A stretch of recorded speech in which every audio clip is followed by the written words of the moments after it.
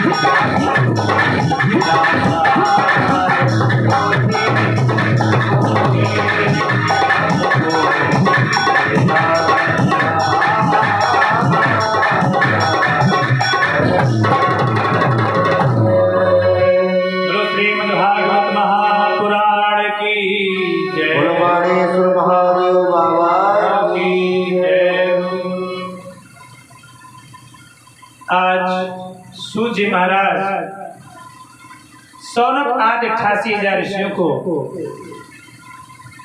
भगवान सुखदेव जी के जन्म की कथा सुनाते हैं। ऋषियों ने कहा, प्रभु आपने सुखदेव जी का जन्म कैसे हुआ, किसकी संतान है, आपने इसका मुझे भान कराया, ज्ञान दिया। और प्रभु राजन परीक्षित जो मुख्य श्रोता रहे, उनका जन्म कैसे हुआ, उनके जन्म के वृत्तांत को सुनने की हमारी इच्छा है। सुखदेव जी कहते हैं, इधर सूत जी महाराज कहते हैं, राजन सूत जी महाराज कहते हैं, ऋषियों सुखदेव जी के जन्म के उपरांत परीक्षित जी का जन्म कैसे हुआ, इसका मैं वृत्तांत आपको सुनाता हूँ। आप सभी लोग ध्यान से श्रवण करें। बात उस समय की है, महाभारत का युद्ध चल रहा था। दुर्योधन की जंगा टूट चुकी थी और वह असहाय अवस्था में युद्ध के प्रांगण में पड़े हुए कराह रहा था। उसका मित्र जो द्रोणाचार्य का पुत्र था अश्वत्थामा, वो पहुंचा दुर्योधन के पास। बोला, मित्र आज ये मित्र आपके लिए क्या कर सकता है, बताओ। तो अपनी जान भी दे सकता है या शत्रु के सर को कलम कर सकता है। दुर्योधन ने कहा, मित्र अब तो बड़ी देर हो गई, अगर राज्य सत्ता मिल भी गई तो क्या करेंगे उस सत्ता का। अश्वत्थामा ने कहा, नहीं मित्र नहीं, तुम्हें कुछ नहीं होने दूंगा। आप बताओ मैं आपके लिए क्या कर सकता हूँ, बताओ तुम्हें पांचों पांडवों का सर कलम कर दूं। जब अनेकानेक प्रकार से ढांढस बंधाने का प्रयास किया ना, दुर्योधन ने कहा, जाओ, क्या तुम पांचों पांडवों के सर ला सकते हो। अश्वत्थामा ने कहा, बिल्कुल। आज अश्वत्थामा को दुर्योधन भेज देता कि जाओ, अगर तुम ऐसा कर सकते हो तो आज से मैं आपको अपना सच्चा मित्र मानूंगा। उधर अश्वत्थामा गुप्त तरीके से पांडवों के शिविर में आता है और वहां पर पांडवों के शिविर में जब घुसा, उस समय पांडव तो शिविर में थे नहीं, लेकिन द्रौपदी के 5 पुत्र जो पांडवों की ही संग के थे, अर्थात युधिष्ठिर का पुत्र युधिष्ठिर की तरह, भीम का पुत्र भीम की तरह, अर्जुन का पुत्र अर्जुन की तरह और सहदेव नकुल का पुत्र सहदेव नकुल की तरह था। बिल्कुल हूबहू रूपरेखा, बस वो बच्चे थे वो बड़े बड़े थे। ये घुसा और द्रौपदी उस समय सो रही थी, 5 पुत्र भी सो रहे थे। द्रौपदी के बगल में लेटी हुई थी और ये घुसते ही उसने सोचा, ये कहीं न कहीं हो ना हो ये 5 पांडव ही हैं। उसने तुरंत अपनी तलवार खींची और एक ही प्रहार से 5 के सिर धड़ से अलग कर दिए। आज जैसे ही 5 के सिर अलग हुए, रक्त की इतनी तीव्र धारा बही और ये 5 के सिर लेकर के एक वस्त्र में बांध करके वहां से चल देता।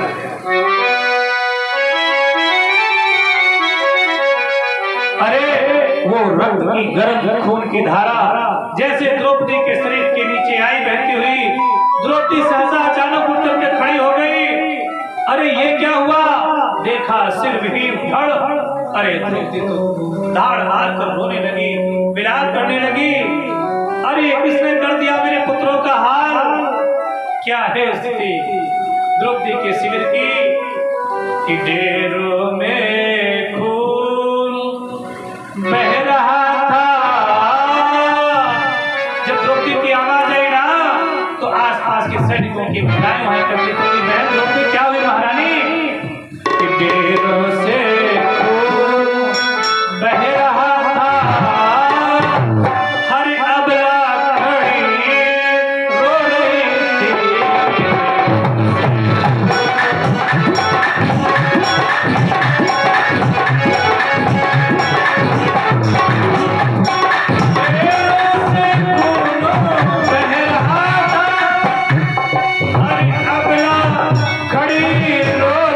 थी।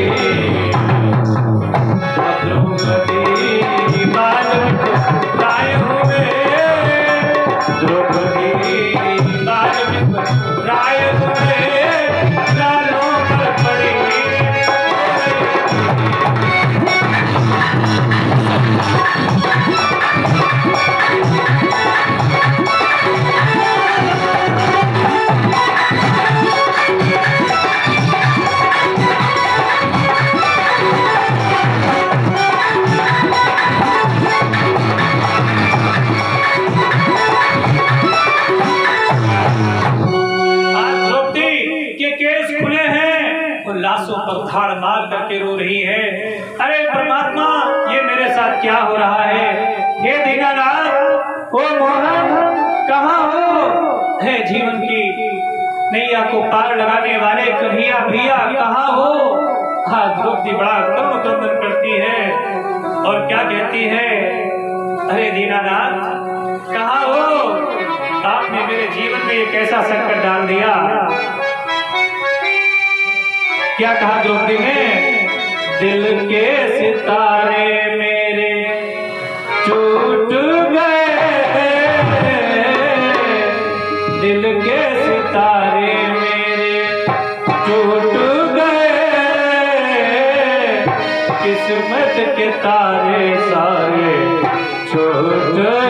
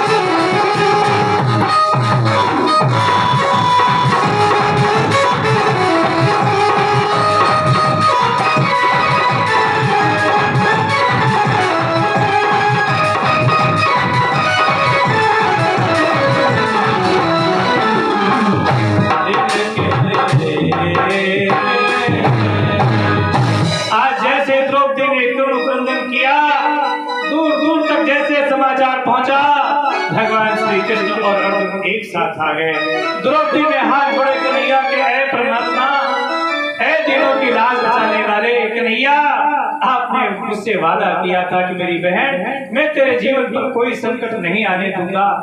आज मोहन बताओ, ये मेरे जीवन पर कैसा संकट छा गया? मेरे एक नहीं 5 पुत्रों की जान चली गई। भगवान ने कहा, भद्रे, ऐ मेरी प्यारी बहन, तू चिंता मत कर, मैं तेरे साथ हूँ। आज द्रौपदी कहती, कन्हैया, मैं बहुत निराश हूँ, एक नहीं मेरे 5 पुत्रों का वध कर दिया गया। आज लाशों को जैसे ही अर्जुन ने देखा, अर्जुन ने तलवार खींच ली। अरे भद्रे द्रौपदी, तू चिंता मत कर। क्या कहा अर्जुन ने? अर्जुन बोले, ठहरो भद्रे, जिसने तुम्हारे का वध किया है ना,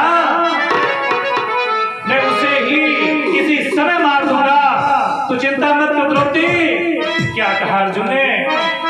अर्जुन बोले, ठहरो भद्रे, मैं आज नीच को लाऊंगा, या तेरा वचन निभाऊंगा, या मुना तुझे दिखाऊंगा।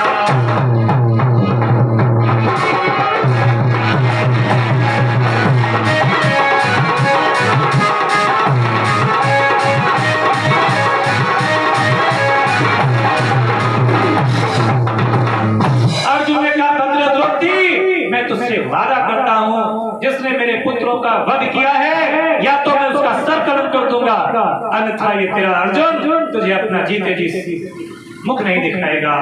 आज भगवान श्री कृष्ण के साथ अर्जुन उस दिशा की ओर चल देते हैं जिधर अश्वत्थामा गया था। इधर क्या हुआ, अश्वत्थामा जैसे ही पांचों पुत्रों का सिर लेकर के दुर्योधन के पास पहुंचा, दुर्योधन का हृदय बड़ा प्रफुल्लित हो गया। वाह मित्र वाह, तुमने तो मेरे मन की इच्छा पूरी कर दी। और उन पांचों सिरों को देखकर दुर्योधन इतना खुश हो गया, अट्टहास करने लगा कि धरी उसके मुख से निकली। और पांडवों के पुत्रों के सिरों में से जो भीम का एक पुत्र का सिर था ना, दुर्योधन ने कहा मित्र जरा इस भीम के सिर को लाओ। और जैसे उस सिर को पकड़ा ना, उसने जंगा तोड़ी थी ना, युद्ध के नियमों की अवहेलना की थी। आज दुर्योधन इतना क्रोधावेश में है, उसने भीम के पुत्र के सिर को जैसे ही पकड़ा मजबूती के साथ, तो खरबूजे की भांति फचाक से फूट गया। अरे मित्र ये तूने क्या किया? अश्वत्थामा ने क्या हुआ मित्र? अरे ये भीम का सिर हो ही नहीं सकता। भीम के सिर पर मैं जब गदा मारता था ना, उसकी गदा की टंकार होती थी। और इसलिए तो भीम के पुत्र का सिर है, द्रौपदी के 5 पुत्रों के सिरों में से एक है। अरे मित्र तूने अच्छा नहीं किया। अरे मित्र तूने तो कुरुवंश में कोई दीपक जलाने वाला भी नहीं छोड़ा। आज दुर्योधन पहले तो प्रसन्न हुआ, लेकिन तुरंत निराशा की सागर में वैसा डूब गया, उसी समय उसका प्राण हो गया। इधर अश्वत्थामा जानता है कि अर्जुन और भीम मुझे छोड़ेंगे नहीं, वो वहां से तुरंत भागने का प्रयास करता है। इधर अश्वत्थामा आगे आगे और भगवान श्री कृष्ण का रथ पीछे पीछे। और जैसे अश्वत्थामा ने देखा कि अर्जुन पास में आ गया है, अश्वत्थामा ने तुरंत अपने ब्रह्मास्त्र का आवाहन किया तो वो अर्जुन पर छोड़ दिया। ब्रह्मास्त्र मैं तुम्हें आदेश देता हूं कि जाओ इस धराधाम को पांडवों से हीन कर दो। उसने समस्त पांडवों के लिए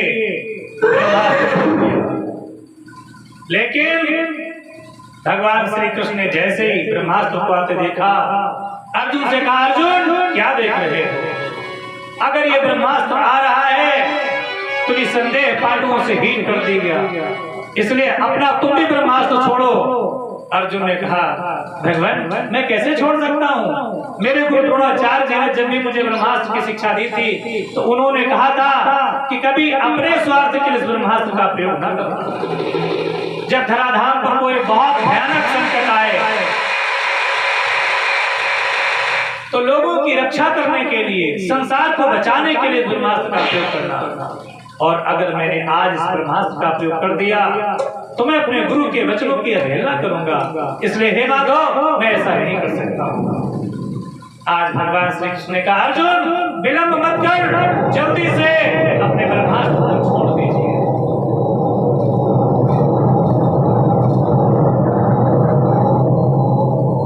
अर्जुन ने भी ब्रह्मास्त्र का आवाहन किया। ओम ब्रह्म अस्त्राय नमः। ऐसा कहते कहते ब्रह्मास्त्र को छोड़ दिया।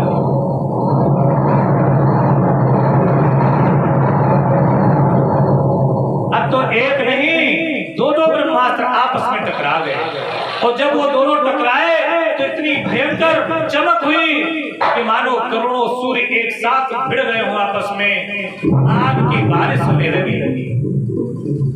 इधर महर्षि वेद व्यास जी, भगवान श्री कृष्ण जी, अनेकानेक ऋषिगण वहां उपस्थित हुए। पूरी धरती पे हाहाकार मच गया। अरे गुरुदेव ये क्या हो रहा है?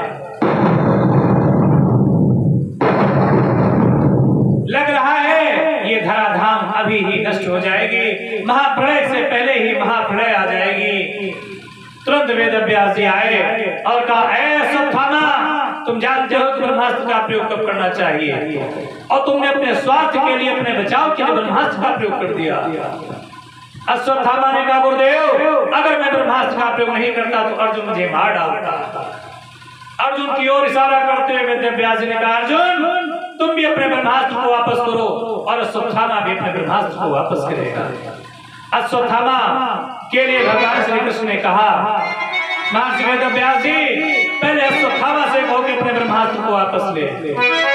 और जैसे महर्षि वेदव्यास जी ने अश्वत्थामा से कहा, अश्वत्थामा कांपने लगा। कहा, गुरुदेव इस अस्त्र को मैं चलाना तो जानता हूँ लेकिन इसे वापस करना नहीं जानता हूँ। अब तो पूरी दुनिया में हाहाकार मच गया कि जब कोई प्रक्षेपित अस्त्र को वापस नहीं करेगा तो कहीं न कहीं ये विध्वंस जरूर करेगा। ऐसी स्थिति में भगवान श्री कृष्ण ने अर्जुन से कहा, अर्जुन जानते हो ये इसने ब्रह्मास्त्र कैसे हासिल किया? और इसके पिता ने पुत्र मोह में आकर के इसको जबरदस्ती इसने ले लिया अपने पिता से। ये एक दिन अश्वत्थामा ने अपने पिता द्रोणाचार्य से बलपूर्वक जिद कर दी, ऐ पिताश्री मुझे ब्रह्मास्त्र दीजिए। आपने तो अर्जुन को ब्रह्मास्त्र की शिक्षा दे दी। उस समय द्रोणाचार्य जी ने कहा, पुत्र इस अस्त्र को धारण करने के लिए योग्यता और क्षमता भी चाहिए। द्रोणाचार्य के पुत्र अश्वत्थामा ने कहा, पिताश्री हमारे अंदर कौन सी योग्यता और क्षमता की कमी है? क्या मैं अर्जुन से कम योग्य हूँ?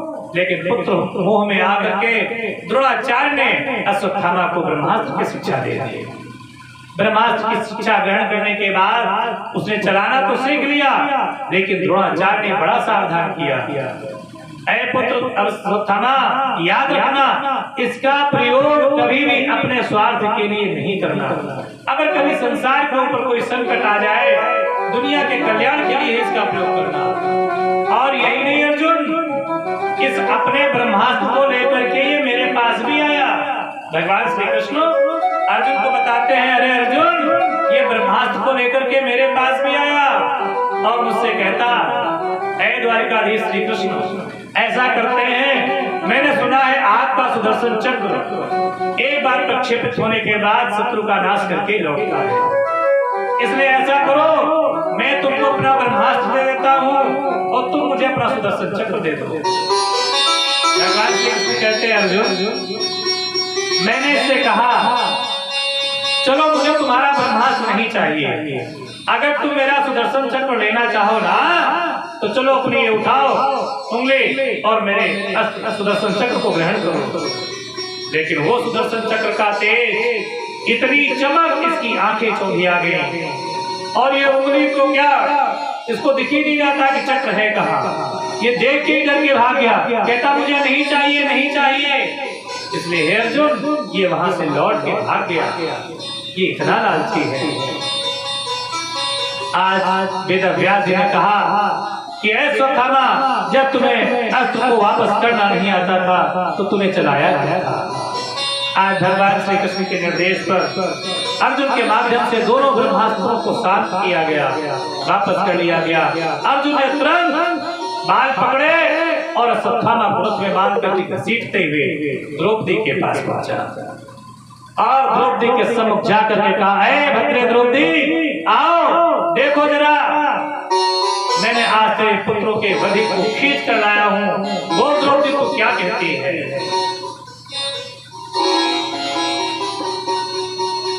जैसे ही भीम ने देखा द्रौपदी कुछ कहती, भीम तुरंत तलवार खींच करके खड़े हो गए। कहा द्रौपदी रुको, पहले मैं ही इस दुष्ट का सिर काटता हूं। भीम ने क्या कहा, ओ नीच कमान तान फिर भी, ऐ नीच ऐ दुष्ट अश्वत्थामा निकाल ले तो अपनी तलवार, हो जाए हमारा आपका युद्ध। और तुरंत तलवार खींच ली भीम ने। ओ नीच कमान तान फिर भी, देखूं ताना बाना तेरा, बिस्तरे बांध इस दुनिया से उठ चुका आबदाना तेरा।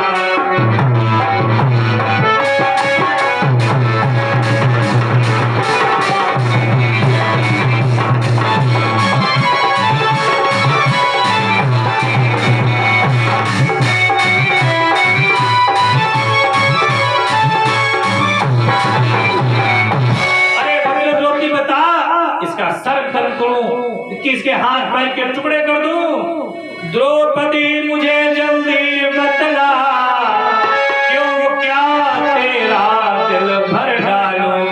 बता मैं तुझके साथ कौन सी इसको सजा दूं जिससे तेरे दिल को तसल्ली हो जाए। द्रौपदी मुझे जल्दी बतला, क्यों क्या कर तेरा दिल भर डालूं। खींच लूं खाल सारे तन की, या टुकड़े टुकड़े